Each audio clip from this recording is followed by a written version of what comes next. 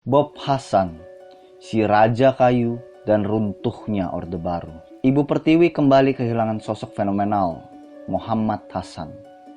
Lelaki yang akrab dipanggil Bob Hasan itu berpulang ke Rahmatullah pada 31 Maret 2020. Pria kelahiran Februari 1931 itu juga dikenal sepak terjangnya sebagai pengusaha kayu dan pengikut setia Soeharto.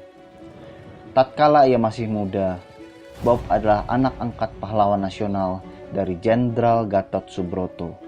Sementara, Soeharto sendiri merupakan prajurit kesayangan jenderal itu. Sebelum terjun ke bisnis kayu, Bob pernah menjadi pengusaha kapal. Pria dengan nama Tionghoa De Kian Seng itu baru memulai petualangannya di industri kayu pada 1967. Pada tahun yang sama, Soeharto memperoleh kekuasaan sebagai presiden secara konstitusional. Ketika itu, ekonomi Indonesia sedang berada di ambang kehancuran. Untuk itu, Soeharto membutuhkan para pengusaha yang mampu berkiprah di ranah nasional guna membangun perekonomian yang lebih baik. Bob adalah salah satu orang kepercayaan Soeharto. Ia menjadi teman main golf Soeharto tatkala senggang waktu. Dirinya pun dipercaya untuk mengurus perbisnisan di bidang kehutanan. Bob mulai menunjukkan taringnya sebagai pengusaha dengan menjalin perusahaan-perusahaan luar negeri. Tahun 1980 menjadi tahun emas kehutanan di Indonesia.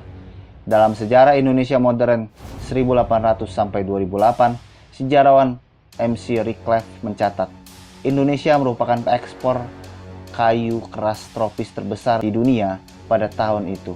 Namun, tak ada manusia yang sempurna. Bob pun memiliki catatan buruk.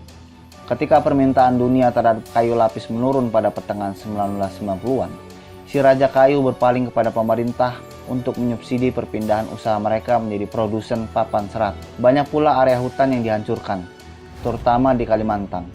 Reclef memperkirakan, sekitar 2,5 juta orang Dayak terusir dari rumah tradisional mereka di area itu.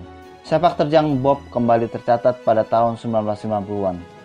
Pada tahun 1997 sampai 1998, krisis ekonomi terjadi. Perusahaan Sempati Air yang dipimpin Bob Hasan bersama Tommy Soeharto, anak bungsu Soeharto, mengalami kebangkrutan dan berhenti beroperasi.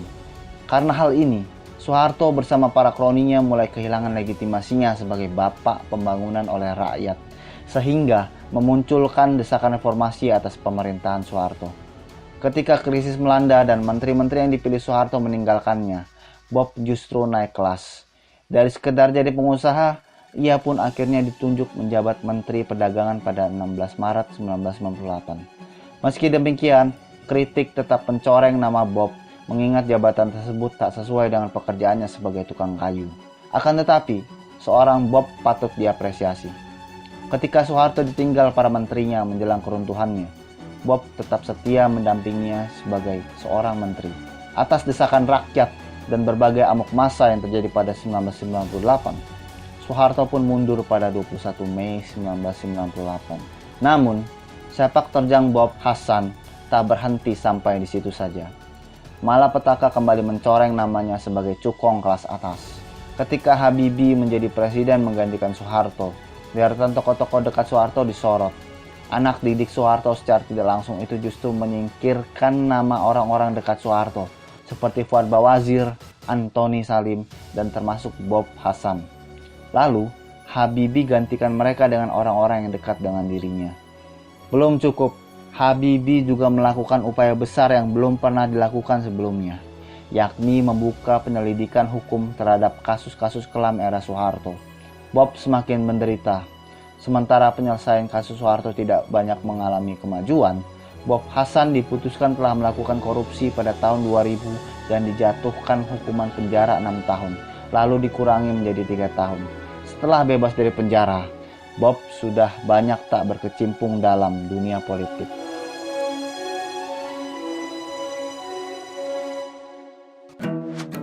Produced by Total Politik and powered by haluan.co.